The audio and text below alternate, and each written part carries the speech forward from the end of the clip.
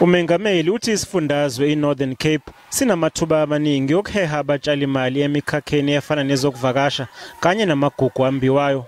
We're looking at the minerale batjele hati, iron ore, titanium, manganese, copper, many others, and that lends itself to great opportunities. And this is one promise. This is one province rather, where I'm absolutely certain we are going to see continued investments flowing in. Uhulumeni uqhamuka nendlela ezintsha zokukhokhela inhlelo zokwakhiwa kwezindlu nezikole kanye nokuhlinzeka ngezinye izinsiza zikahulumeni kulesa sifundazwe.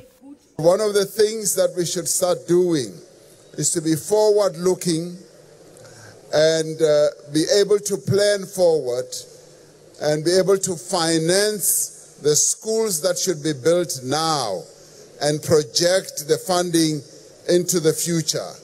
Similarly, we should do that with housing as well. Undunankulu uDokotela Zamanisol uvumile ukuthi zikhona ingqinamba ezikhongethe abantu bakule ndawo kodwa benguhulumeni bayazama ukuyixazulula. We've got a long-term program, as I have told you.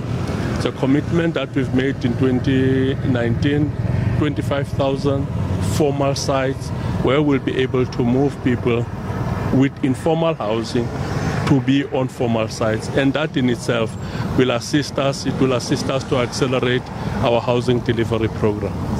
Umengameli ubonge izakhamuzi ngokuyiphatha kahle kulembizo.